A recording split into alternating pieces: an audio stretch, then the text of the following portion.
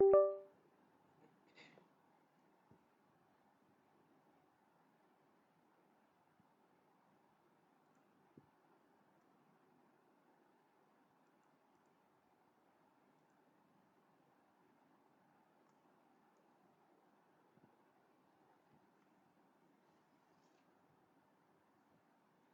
afternoon, everyone. Good afternoon, ma'am.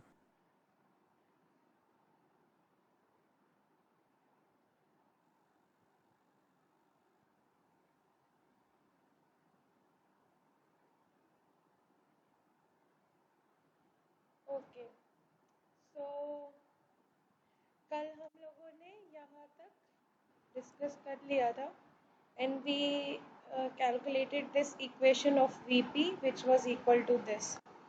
Now there was some little bit of things left in the phasor diagram. पहले जब हमने phasor diagram शुरू किया था वहाँ पर ही हमने ये कंसीडर किया था कि Vp cos थीटा सबको स्क्रीन दिख रहा है राइट? स्क्रीन दिख रहा है? Yes, ma'am. Okay, so यहाँ पे see we I have like drawn this theta as you can see that कि theta बहुत बड़ा एंगल दिख रहा है, but in case of initial assumption only we considered that if theta is small, Vp cos theta will be equal to Vp, right? So यहाँ पर phasor diagram में theta की वैल्यू ज़्यादा दिख रही है. सी इफ तुम अगर इसको VSN को यहाँ लेकर आ जाओगे, ठीक है, that totally depends upon you कि तुम फेजर को कहाँ बनाते हो. तो यहाँ लेकर आओगे तो थीटा तुम्हारा अपने आप स्मॉल दिखेगा. So there is this illusion of theta here, मतलब थीटा को अगर तुमको फेजर डायग्राम जब बनाओ तो उस टाइम ध्यान रखना, जब दोबारा प्रैक्टिस करोगे फेजर डायग्राम को तो ध्यान रखना कि थीटा की वैल्यू थोड़ी छोटी दिखाओ, because you have already considered theta as small. ठीक है, इस फेजर डायग्राम से तुमको कंफ्यूजन होगा कि थीटा की वैल्यू जो है वो ज़्यादा बड़ी दिख रही है. ठीक है, so when theta is very small then Vp and Vs reversed can be taken perpendicular to phi. ठीक है, यानी कि this is Vp and this is reversed secondary voltage Vs which is represented as NVS here.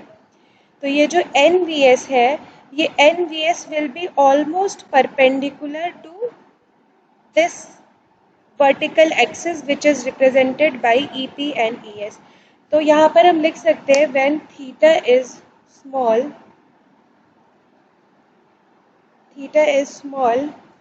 Vp and NVS both will be perpendicular to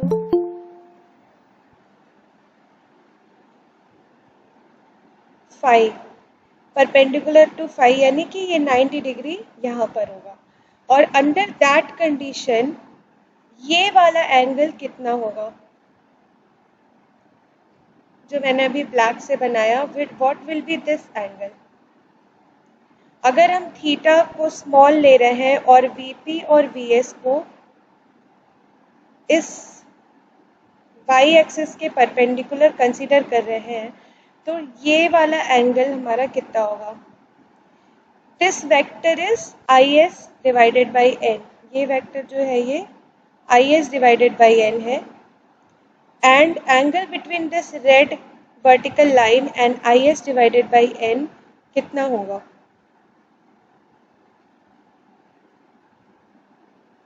ma'am फिर से बोलिए तो ma'am कौन सा बोल रहे हो? देखो ये दिख रहा है, ये वाला एंगल दिख रहा है बीटा, ये पूरा एंगल बीटा है. ये एंगल जो रेड वाले लाइन के बीच में और इस वेक्टर के बीच में है, this black angle will be how much. अगर ये तुम्हारा थीटा की वैल्यू कम होती है तो यानी ये जो एन वी एस वाला जो वेक्टर है वो वेक्टर कहीं यहाँ पर आएगा. ठीक है, suppose I am redrawing this vector as N V S. यहाँ पर अगर थीटा की वैल्यू कम है so theta is between V P and V S. तो थीटा की वैल्यू कम है तो NVS और VP जो है वो दोनों ही y एक्सिस के परपेंडिकुलर बिहेव करेंगे, ठीक है।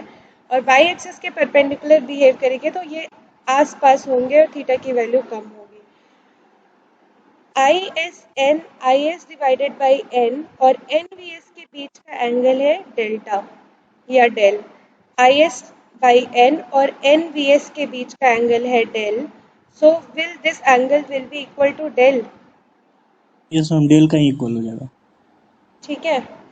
So this because this vector is is divided by n and this is the vertical line और हम ये कंसीडर कर रहे हैं कि जब थीटा की वैल्यू स्मॉल होगी तो VP और NVS जो होगा वो दोनों परपेंडिकुलर टू फाई होगा यानी वर्टिकल होगा। तो अगर NVS वर्टिकल है और IS डिवाइडेड बाई n और NVS के बीच का एंगल डेल्टा है तो ये एंगल भी डेल्टा होगा, ठीक है। So now you can write ma'am जो बीटा है वही ना डेल्टा हो जाएगा मैम? नहीं नहीं नहीं, बीटा डेल्टा नहीं होगा। अच्छा, let me draw this once again, एक बार और बना देती हूँ मैं तो थोड़ा और अच्छे से समझ में आएगा, ज़्यादा नहीं बनाना पड़ेगा। Just this is your phi,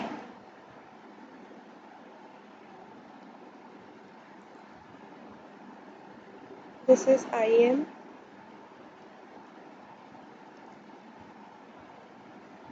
IE,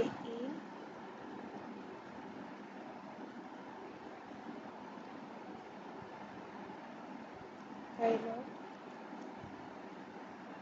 Suppose this is IS by N and this is your VSN.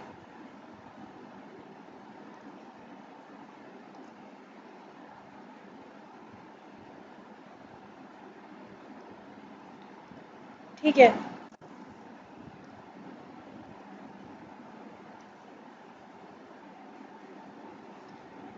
उसके बाद VP, suppose this is your VP।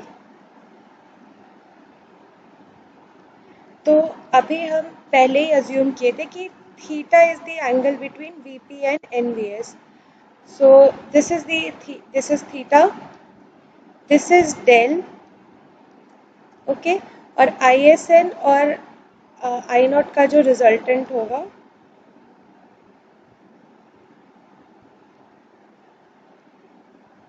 That will B IP।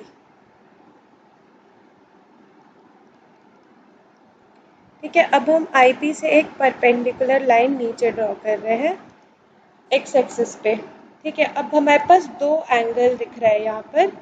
एक ये एंगल है जो कि पहले से हम बीटा इसको जानते हैं कि this is beta, and second angle is this blue angle.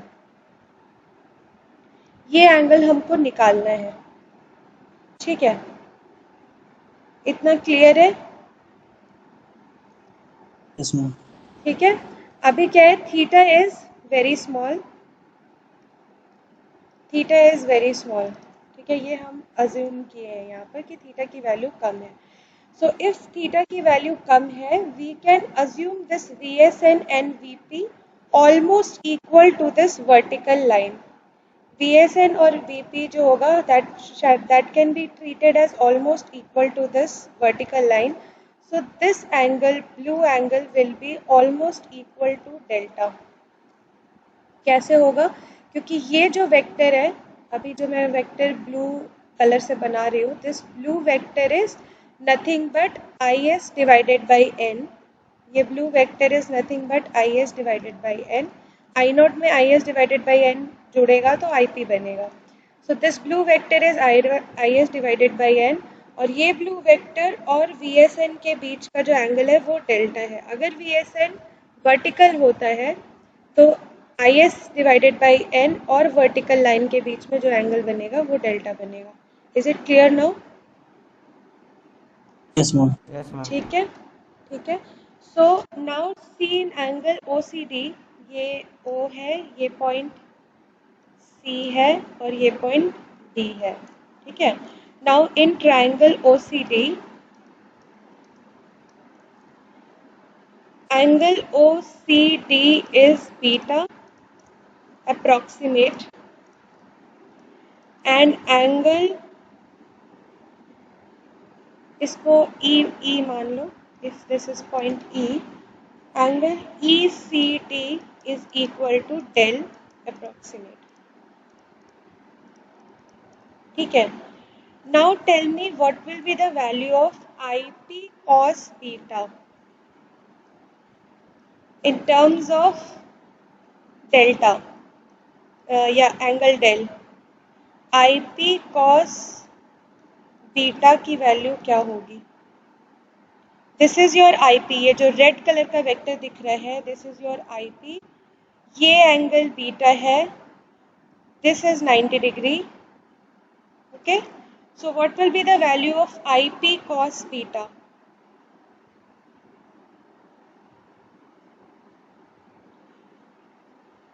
ये यहाँ तक, क्योंकि ये IE है ना, this full vector is IE, तो यहाँ तक ये IE है, IE में ऐड होगा. So can I write IP cos beta is equal to IE plus IS by N cos del?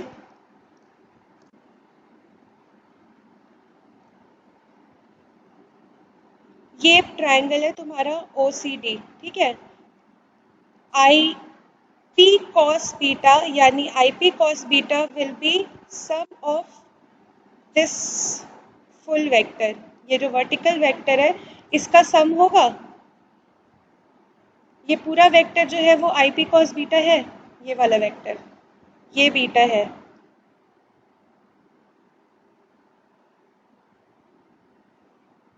Yes और नो?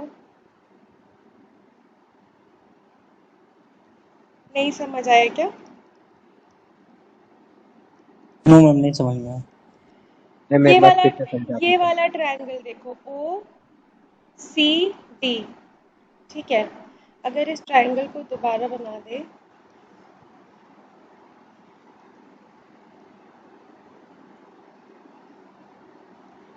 ये एंगल बीटा है, ठीक है. ये वर्टिकल लाइन है 90 डिग्री पर, this is your O.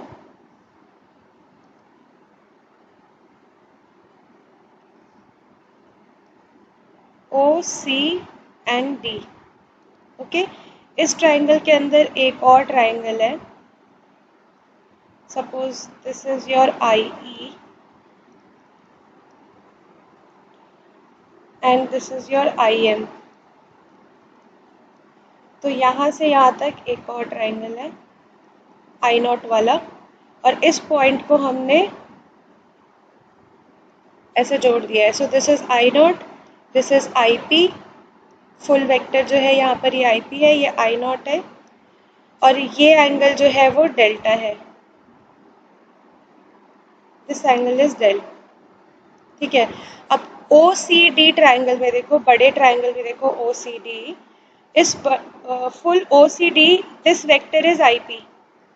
So IP cos beta will be equal to CD. Yes or no?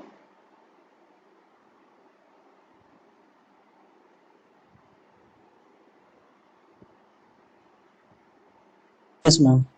IP cos beta, ये तुम्हारा पूरा वेक्टर, पूरा एंगल बीटा है, तो IP cos beta will be, या cos beta will be equal to CD divided by IP. Yes ma'am. ठीक है, अभी समझ आया? Yes CD ma'am. Divided by IP होगा cos बीटा, तो यस मैम। CD को लिख सकते हैं IP cos beta. Now this CD is summation of इस IE प्लस इस एंगल का, ठीक है, सॉरी इस लेंथ का.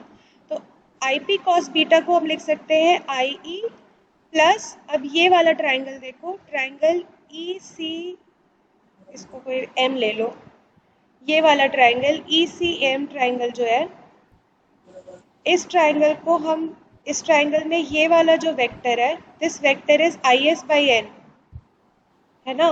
I0 में IS by N ऐड होगा तभी तो IP बनेगा. Yes ma'am. तो ये वाला जो वेक्टर है, सब मैंने एक्चुअली ब्लैक से बना दिया, वेट, इसको मैं रेड से बना देती हूँ।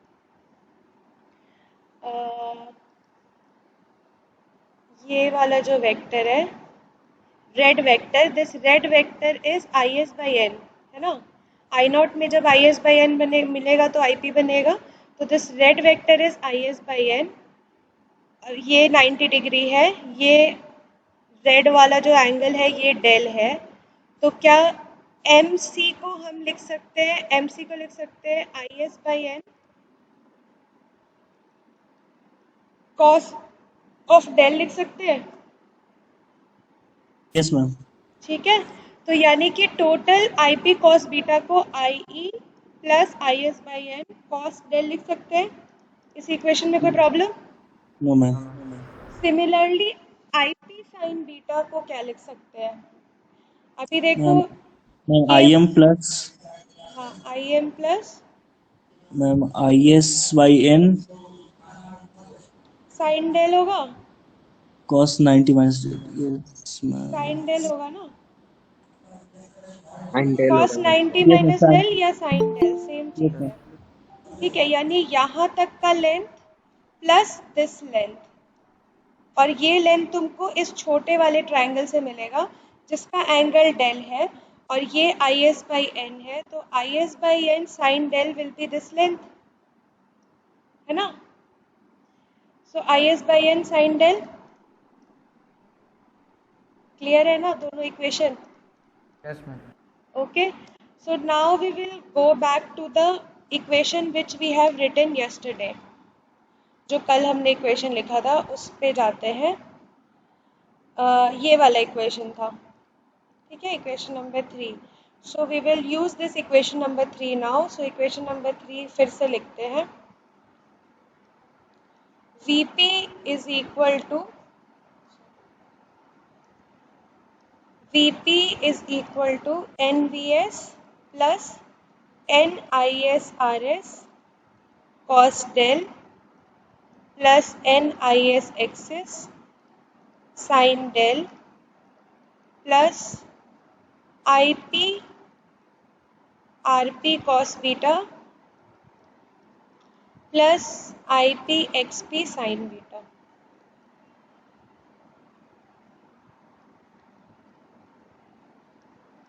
ठीक है, ये इक्वेशन हमने कल डिराइव किया था थ्रू द फेजर डायग्राम, ठीक है। नाउ ये जो इक्वेशन 2 और 3, 1 और 2 अभी हमने लिखा, इसका क्या यूज़ है? ये बीटा को एलिमिनेट करने के लिए हमने ये इक्वेशन लिखा है। ऑलरेडी इस इक्वेशन में डेल एंगल है और यहाँ पर बीटा एंगल है, तो हम इस पूरे इक्वेशन को डेल में कन्वर्ट करना चाहते हैं। इसके लिए हमको ये जो कॉस बीटा वाला टर्म है उसको डेल में कन्वर्ट करना पड़ेगा, इसीलिए हमने इक्वेशन 2 और 3 अभी जो लिखा 1 और 2 लिखा वो वापस से लिखते हैं यहाँ पर। So equation 1 was I P cos beta is equal to I E plus I S by N cos del and IP sin beta is equal to IM plus IS by N sin del। अभी देखो यहाँ पर IP cos beta है, यहाँ पर IP sin beta है। Now substitute this equation number 1 and 2 in equation number 3। 1 and 2 को 3 में substitute करेंगे तो your equation becomes VP is equal to NVS plus NISRS cos of del plus NISXS sine of del plus I P cos beta को ये पूरा term लिख देंगे, तो ये हो जाएगा I E plus I S by N cos of del into R P plus I M plus I S by N sine of del into X P. यहाँ तक कोई प्रॉब्लम? ठीक है, कोई प्रॉब्लम है तो बोलो।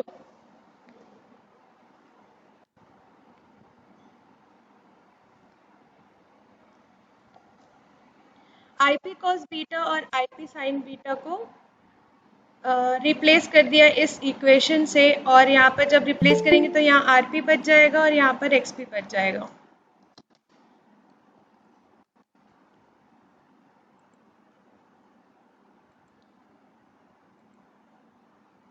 Any doubt till here? आगे बढ़ो।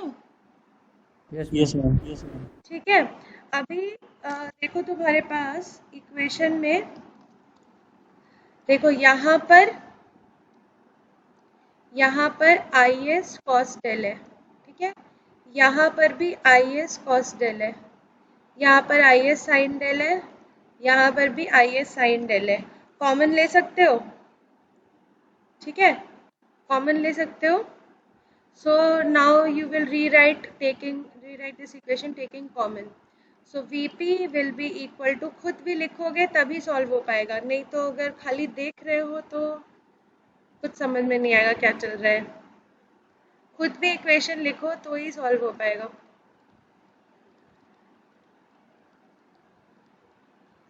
देखो यहाँ पर आई एस कॉस डेल में एन आर एस कॉमन निकला, और यहाँ पर आई एस कॉस डेल में R P by N common निकलेगा, ठीक है, R P by N common निकलेगा, तो ये वही मैंने यहाँ पे लिख दिया, N R S plus R P by N plus I S sine del N X S plus X P by N. यहाँ पर साइन डेल में, आई एस साइन डेल में एन एक्सेस है यहाँ पर, और यहाँ पर आई एस साइन डेल के साथ एक्स पी बाई एन है, ठीक है, this is X P by N है, तो यहाँ पर एक्स पी बाई एन को कॉमन निकाल लिया। दो और टर्म कौन कौन से आएंगे? ये टर्म हो गया, ये टर्म हो गया, दो टर्म और जो आएगा वो आएगा I E into R P plus I M into X P, है ना। तुम लोग सो रहे हो या खाना खा रहे हो? कुछ बोल नहीं रहे हो?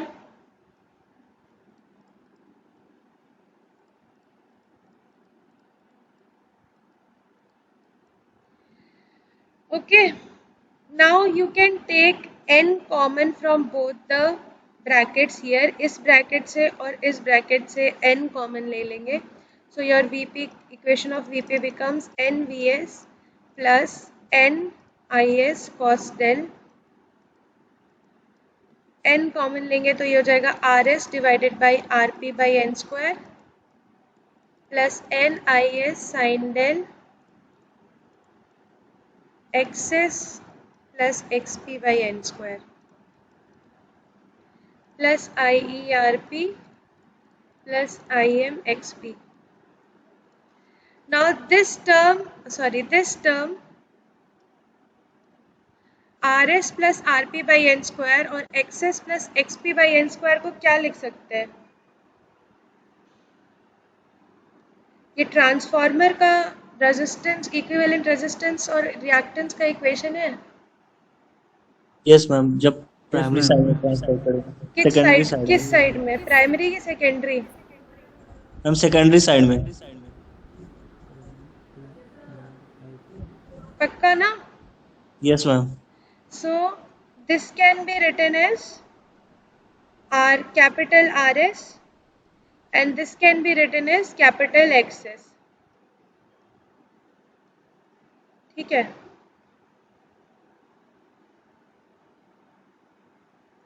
okay, अच्छा, okay, you have to convert this into, one second, you have to convert this into primary side क्योंकि यहाँ पर ये VP लिया हुआ है हमने। So प्राइमरी साइड में कन्वर्ट करने के लिए n को डिवाइड कर देंगे। मैम वही तो मैम, n स्क्वायर होता था। हाँ, राइट, देयर इज, यहाँ पर मैंने n को कॉमन निकाला ना, तो n को 1/n में कॉमन निकाल लो तो आ जाएगा। ओके, सो अगर ये हम IS by n लिखते हैं, सो this will B n square RS plus RP. This is IS by n, so this will be equal to n square XS plus XP. अब ठीक है? तो प्राइमरी साइड हो गया मैम। हाँ, तो प्राइमरी साइड में ही कन्वर्ट करना है because you are taking this as VP, primary side का वोल्टेज है। So Rp is equal to n square Rs plus Rp, and Xp will be equal to n square Xs plus Xp. Okay, small xp. So this is the equivalent resistance referred to primary side,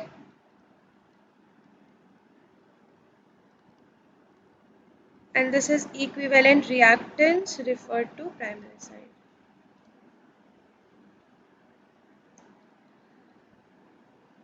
ठीक है, because you are taking this as VP, इसलिए इसको primary side के resistance और reactance में convert कर दिया है. So now your entire equation becomes, इसकी जगह हम आरपी लिख देंगे कैपिटल आरपी, इसकी जगह हम कैपिटल एक्सपी लिख देंगे. So your equation becomes VP is equal to NVS plus IS divided by N into capital RP cos del plus Is divided by n sin del into xp plus IE Rp plus Im xp. ठीक है, so this is your entire equation. यहाँ से Is by n common ले सकते हैं, तो equation Vp is equal to nVs plus Is by n Rp cos del plus xp sin del plus IERP plus IMXP. तो ये तो हमारा जो इक्वेशन है वो ऑलमोस्ट सिंप्लीफाई हो गया है. Now if you want to calculate R, यानी ratio, transformation ratio, so R will be equal to VP divided by VS. इस पूरे इक्वेशन ऑफ VP को अगर हम VS से डिवाइड करते हैं तो R will be equal to N plus ISN Rp cos del plus XP sin del plus IERP plus IMXP divided by VS. ठीक है, so this is your error in the transformation ratio of potential transformer. So अगर ratio error निकालना होगा तो again Kn is the nominal ratio,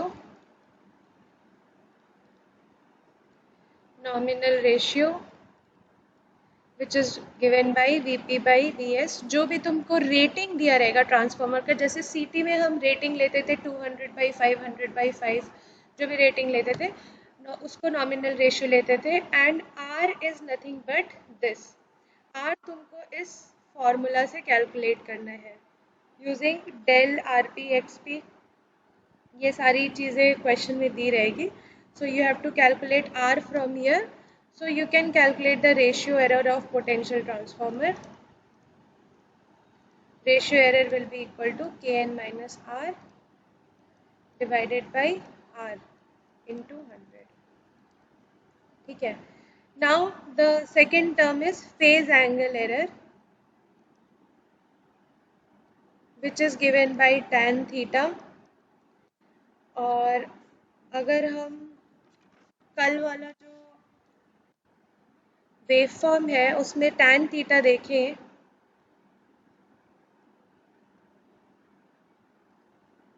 ठीक है. So see, this is your theta, this is 90 degree. So tan theta can be given as ma'am AB by OA. AB by OA. OA या AB by OB होगा. tan theta, this is 90 degree, नहीं AB by OA होगा. So you can write here tan theta is equal to AB by OA. And what is AB?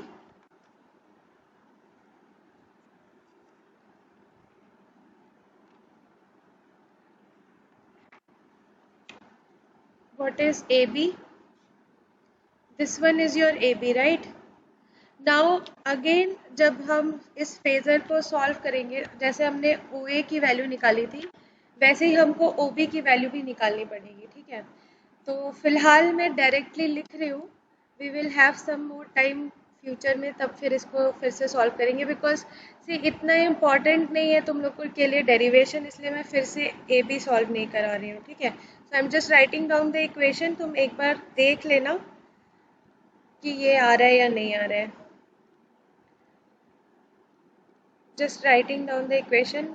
Derivation के लिए फिर से मुझे phasor diagram solve कराना पड़ेगा, ठीक है। तो इतना इम्पॉर्टेंट नहीं है, इसलिए मैं इस पार्ट को छोड़ रही हूँ। You can directly solve the problems using this equation. वैसे ये आएगा नहीं, ठीक है। तो पोटेंशियल ट्रांसफॉर्मर का न्यूमेरिकल नहीं आता है, करंट ट्रांसफॉर्मर का न्यूमेरिकल डेफिनेटली आएगा ही आएगा, जो कि हमने लास्ट क्लास में किया था, ठीक है। तो यहाँ पर टोटल VP की वैल्यू लिख देंगे, तो you will get the value of OA।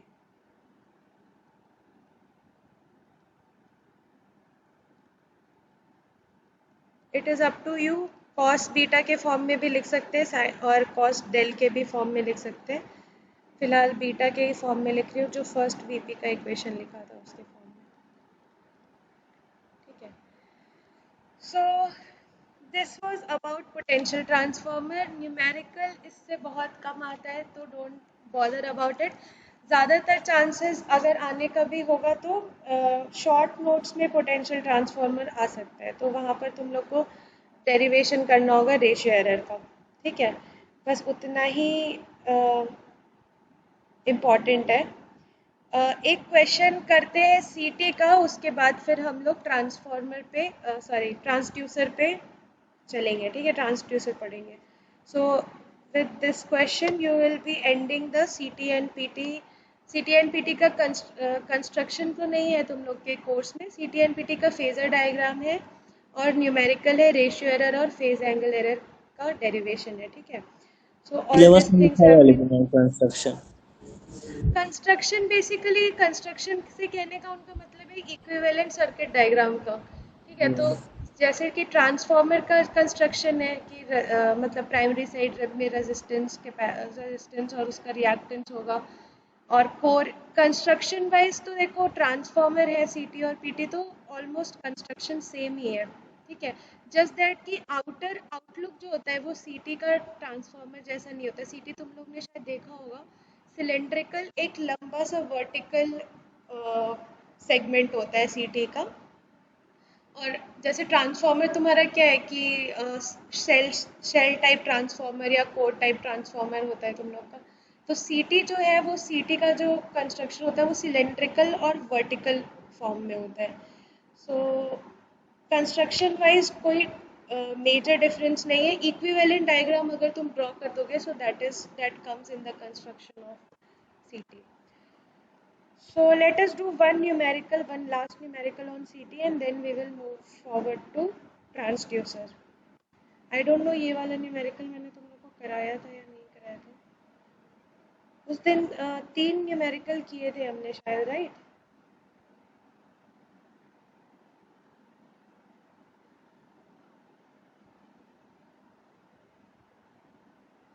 Class में 3 numerical किया था ना। इसमें हमारे एक होमवर्क दिए थे। अच्छा, कौन सा वाला दिया था। बता।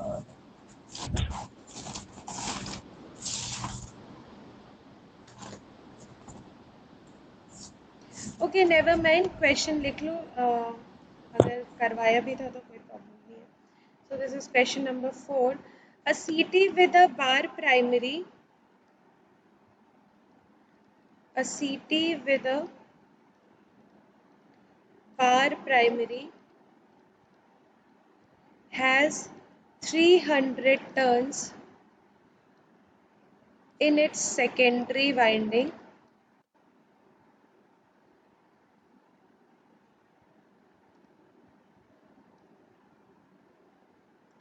The resistance and reactance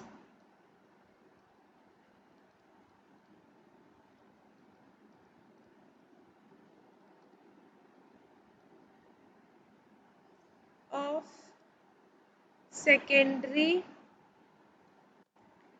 circuit are 1.5 ओम, 1 ओम। ये करा है क्या ये वाला numerical?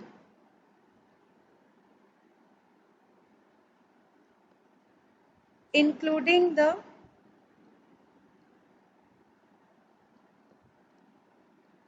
Transformer winding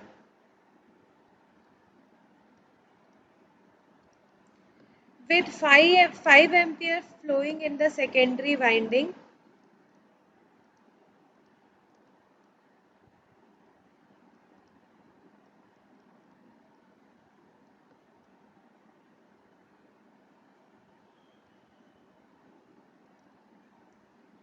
the magnetizing MMF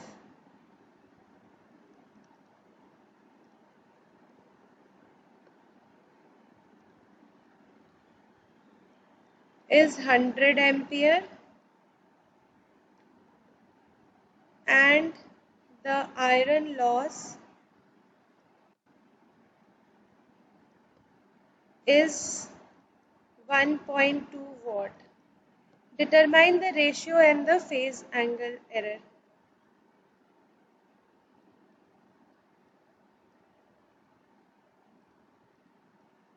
ma'am ये करा दिए थे मैम शायद सेम टाइप का। टाइप सेम होगा शायद, लेकिन सेम क्वेश्चन नहीं करा है मुझे लग रहा है। एनीवेज कोई बात नहीं, फिर से कर लो, ऐसी कोई प्रॉब्लम नहीं है फिर से करने में। सेम क्वेश्चन शायद मुझे लग रहा है नहीं करा है, इसी टाइप का क्वेश्चन कराया होगा।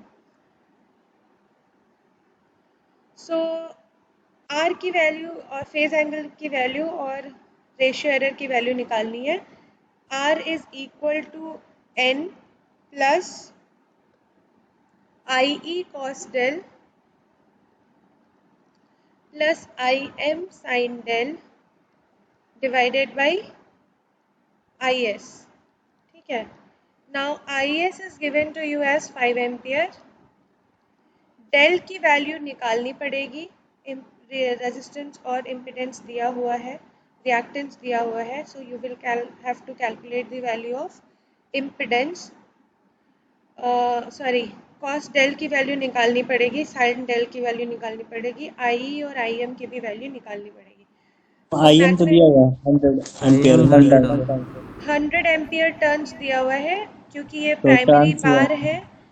यस मैम तो क्योंकि 100 प्राइमरी बार है, so this will be 100 ampere only, so I M will be equal to 100 by 1, so this will be equal to 100 ampere. I M तो निकल गया। आई ई की वैल्यू 1.2 वॉट दी हुई है, core loss, copper loss sorry, तो वहाँ से तुमको 1.2 से आई ई की वैल्यू निकालनी है। Yes ma'am. निकालो।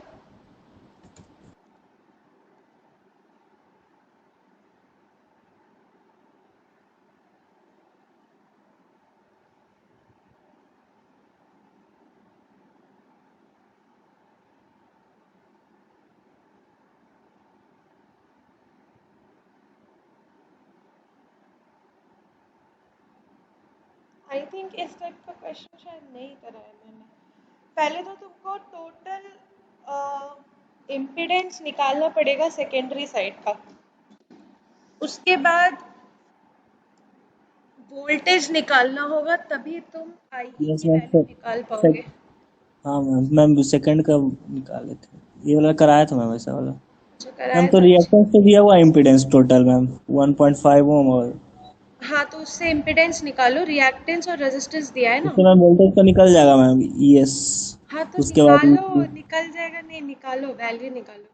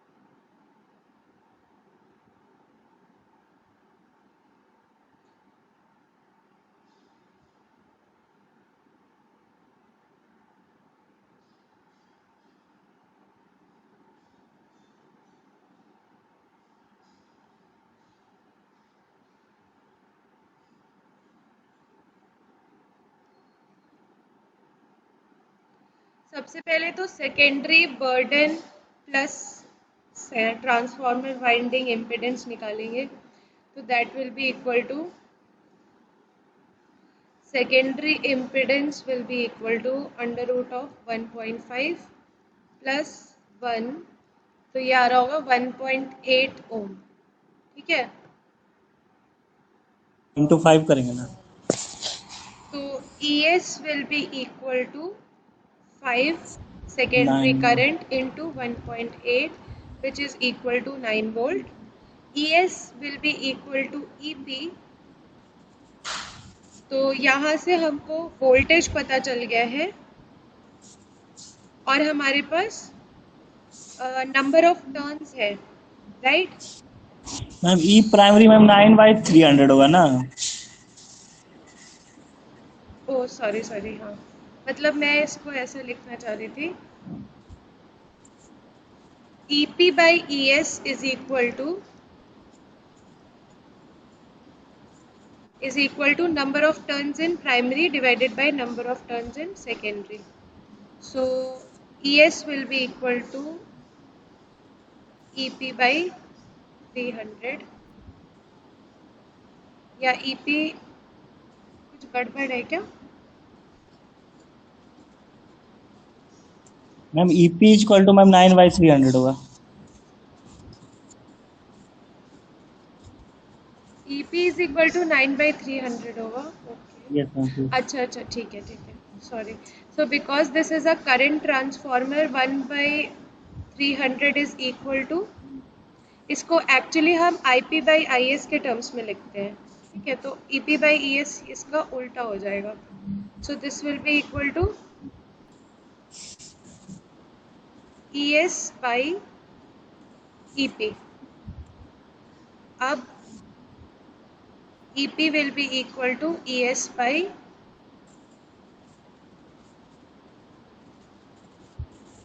EP will be equal to ES by 300 which is equal to 9/300। ये तुम यहाँ से EP की वैल्यू आ जाएगी। Now you have EP और तुम्हारे पास लॉस है which is equal to 1.2 watt, तो EP into I naught will be equal to I naught का आई मैम ईपी इंटू आई ना। हाँ ठीक है, IE will be equal to 1.2 watt, so IE will be equal to 1.2 divided by EP, तो यहाँ से तुमको IE की वैल्यू निकल जाएगी। IM की वैल्यू पहले से निकला हुआ है। इसके बाद डेल की वैल्यू कैसे निकालोगे? Del ma'am tan inverse XL/X और 1.5/1। हाँ ठीक है, निकालो, डेल की वैल्यू निकालो यहाँ से। तुमको R की वैल्यू पता है, X की वैल्यू पता है, तो डेल की वैल्यू निकल जाएगी।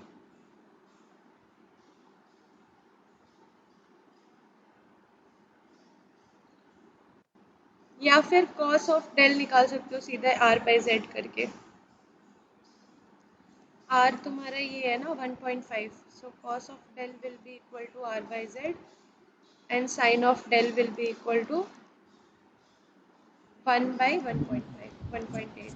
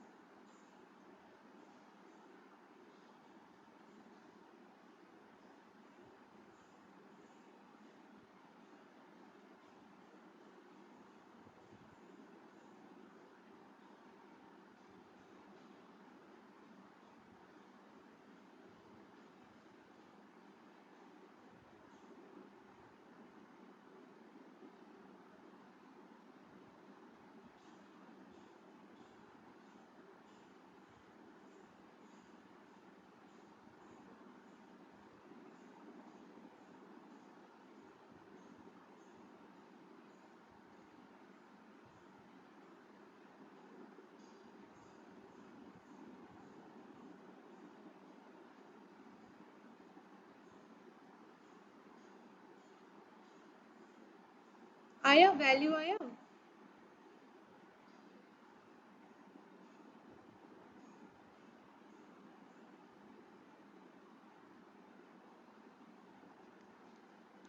Am I audible? Yes, ma'am. अरे किसी का तो वैल्यू बताओ, cos del sin del I.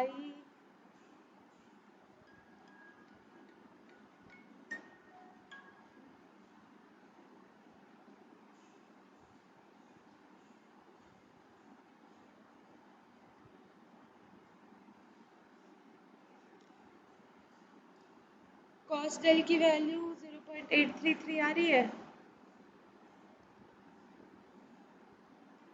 sin del की वैल्यू आएगी 0.555.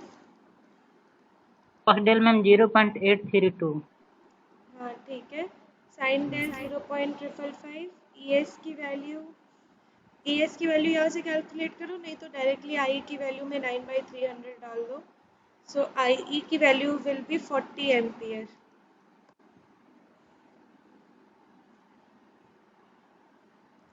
So R will be equal to 300 plus 40 into 0.833 plus 100 into 0.555 divided by IS की वैल्यू कितनी थी 5. सो यहाँ से R की वैल्यू कितनी आ रही है 317.6 आ रही होगी. Percentage ratio error will be equal to 300 minus 317.6 divided by 317.6.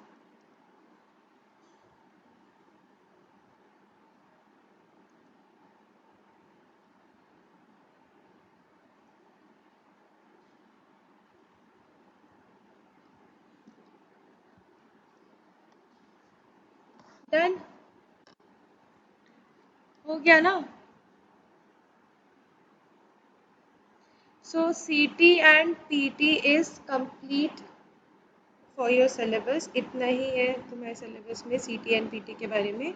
Now the next topic which we need to study is transducers. ठीक है, so transducers are basically a part of a sensors. जैसे कि सेंसर्स हम पढ़ते हैं कि एक type की क्वांटिटी को सेंस करता है, तो सेंसर्स का जो इलेबोरेटेड वर्जन है that is your transducer. Transducer will not only sense a physical quantity, it will convert that physical quantity into some another energy. So converting one form of energy into another form of energy. Suppose if we talk about microphone, so microphone is converting voice into electrical quantity, and then it is converting that electrical quantity through the speakers. You can hear it as a voice. तो ये पूरा एक process है जहाँ पे हम actually audio signal दे रहे हैं. ऑडियो सिग्नल से इलेक्ट्रिकल सिग्नल में वो कन्वर्ट हो रहा है, और वो इलेक्ट्रिकल सिग्नल वापस से तुमको ऑडियो सिग्नल में सुनाई दे रहा है. ठीक है, तो basically this is a total part is total system is a part of transducer. Sensor is not always equal to transducer, क्योंकि कई सेंसर्स जो होते हैं वो सिर्फ सेंस करते हैं, जैसे कि टेम्परेचर थर्मोमीटर हो गया. These are not exactly transducer, these are sensors. So sensors will sense the physical quantity and will give you the physical quantity into same energy. जैसे थर्मोमीटर क्या है कि वो टेम्परेचर सेंस करता है, और टेम्परेचर ही तुमको तुम रीड करते हो कि it is 90 degree 70 degree 40 degree जो भी है temperature. So it will sense that, but transducer will sense this quantity and will convert this physical quantity into some another physical quantity. और इलेक्ट्रिकल ट्रांसड्यूसर जो है ये one form of energy convert करते हैं electrical form of energy में. ठीक है, तो that is why we are going to study about electrical transducers. जैसे कि तुम लोग ने नाम सुना होगा पीजियो इलेक्ट्रिक कन्वर्टर्स या RTD या थर्मोकपल या एलवीडीटी, इन सब का नाम सुना होगा शायद। तो ये सारे टाइप के जो ट्रांसड्यूसर्स हैं, all these transducers convert one form of energy into electrical form of energy. और electrical form of energy convert करने से क्या होता है, क्योंकि इलेक्ट्रिकल एनर्जी एक ऐसी एनर्जी है जिसका ट्रांसमिशन बहुत इजी है। मतलब कि अगर सपोज तुम अपनी बिल्डिंग में अपने फर्स्ट फ्लोर पे हो और तुमको अगर 7th फ्लोर पर कोई चीज़ सेंस करना है या उसकी वैल्यू चाहिए, जैसे कि तुमने पावर प्लांट में भी देखा होगा कि we have control rooms in power plant, और पूरे पावर प्लांट में क्या हो रहा है, कहाँ पर कौन सा ऑपरेशन हो रहा है, ये सब कुछ हम कंट्रोल रूम से कंट्रोल करते हैं। तो बेसिकली कंट्रोल रूम तक सिग्नल पहुंचाता कौन है? These transducers are responsible for transmitting the signals from the point of operation to the control room। तो बेसिकली कहाँ पर बॉयलर का प्रेशर कितना है पावर प्लांट में, या आउटपुट कितना आ रहा है, कितना कोल तुम इनपुट दे रहे हो, कितने टन्स ऑफ कोल का इनपुट जा रहा है, कितना स्टीम प्रोड्यूस हो रहा है, स्टीम का टेम्परेचर प्रेशर कितना है, टरबाइन की स्पीड से रोटेट हो रहा है, all these are sensed from the place of operation, जहाँ पर ये हो रहा है वहाँ से सेंस हो रहा है, और कंट्रोल रूम तक इसको हम फीड कराते हैं। और इसको फीड कराने के लिए, इसको ट्रांसमिट कराने के लिए हमको एक फॉर्म ऑफ एनर्जी की ज़रूरत है, which is best form of energy is electrical energy, जिसका ट्रांसमिशन जो है वो बहुत ईजी है, बहुत कम पावर में ट्रांसमिट होता है। Loss of transmission is almost negligible. जब हम केबल्स के थ्रू या वायर्स के थ्रू ट्रांसमिट करते हैं तो there is very minimum loss of energy, ताकि जो भी हम सेंस कर रहे हैं वो एज इट इज़ हम कंट्रोल रूम में मेजर कर पाए। ठीक है, so basically we are suppose we are sensing pressure, we are sensing temperature, तो ये इलेक्ट्रिकल एनर्जी में कन्वर्ट हो रहा है। Electrical energy can be either voltage, either current, तो इन दोनों एनर्जी में कन्वर्ट हो रहा है। कन्वर्ट होकर के इसको हम ट्रांसमिट कर रहे हैं, और कंट्रोल रूम में with respect to the voltage कितना प्रेशर आ रहा होगा वो हम वापस से यहाँ कन्वर्ट होता है, वहाँ पे रिकन्वर्जन करते हैं और प्रेशर के फॉर्म में उसको रीड करते हैं। So transducers are nothing but transducer is a device that converts one form of energy to other form of energy. It converts the measurand to the usable electrical signal. Measurand can be anything, मतलब measurand can be, it can be temperature, it can be pressure, it can be volume, कुछ भी हो सकता है।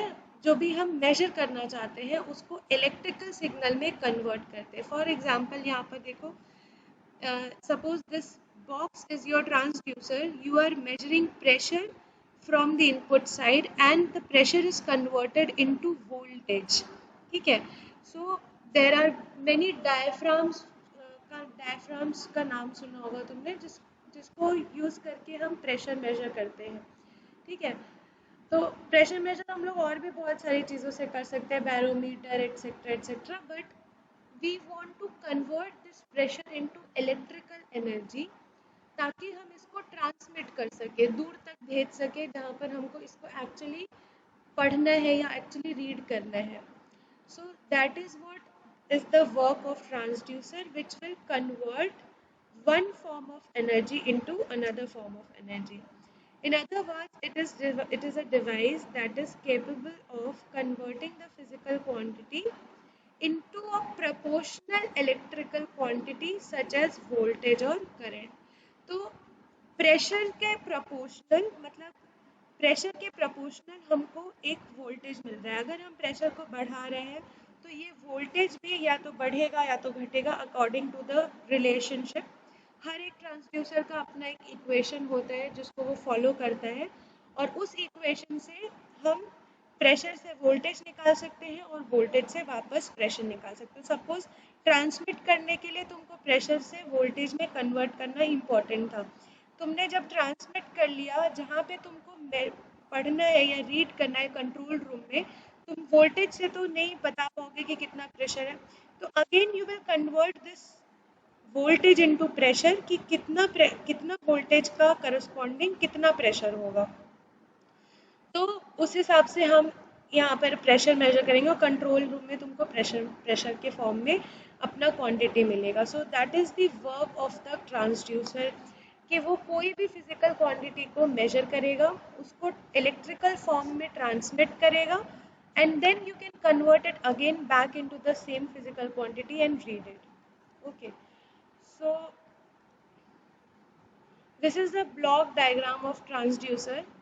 Transducer contains two parts that are closely related to each other, that is sensing element and transduction element. So this is your sensing element and this is your transduction element. कई बार students जो है वो sensor और transducer को एक ही समझते हैं, but it is not the case. Transducer will always have a sensing element, but sensor will not always be a transducer. ठीक है, ट्रांसड्यूसर में हमेशा एक सेंसिंग एलिमेंट होगा ही होगा जो कि फिजिकल क्वांटिटी को सेंस करेगा, बट वाइस वर्सा नहीं होगा। Sensing element will not every time be a transducer. So वही लिखा है यहाँ पे, the sensing element is called as a sensor. It is device producing measurable response to change in physical condition. The transduction element convert the sensor output to a suitable electrical form. जैसे कि मैंने बताया कि thermometer is a sensor but it is not a transducer. ठीक है, वो electrical form में convert नहीं कर रहा। बट अगर तुम थर्मोकपल की बात करो या तुम RTD की बात करो, so all these are also measuring temperature, but it is a transducer because it measures the temperature and then it converts it into electrical quantity. ठीक है, so this is the basic introduction of transducer. We will study in details, हमें resistance, inductive, capacitance ऐसे बहुत सारे transducers पढ़ने हैं. So this is your second last topic. इसके बाद electronic instruments है। तो मैंने D2D को पहले भी बोला है कि तुम लोग को अगर कोई डाउट है तो मुझसे पूछ लो। तो D2D अभी तक कुछ कोई बोल नहीं रहा है। आई डोंट नो तुम लोग देख रहे हो या नहीं देख रहे हो। अगर कहीं पे, क्योंकि अब ऑलमोस्ट तुम लोग का मेजरमेंट का काफ़ी सिलेबस ख़त्म हो गया है, सिर्फ 2-3 टॉपिक बचे जैसे ट्रांसड्यूसर है और इलेक्ट्रॉनिक इंस्ट्रूमेंट्स बचा है। तो इसके साथ तुम लोग का सिलेबस कंप्लीट हो जाएगा। In case you have any doubt in previous topics जो कवर हुए हैं तो वो मुझे बताना, so that we can cover it again. तो कल की क्लास में या नेक्स्ट क्लास में हम लोग फिर आगे ट्रांसड्यूसर और डिटेल में डिस्कस करेंगे। आज की क्लास यहीं पे एंड करते हैं। Let me take your attendance.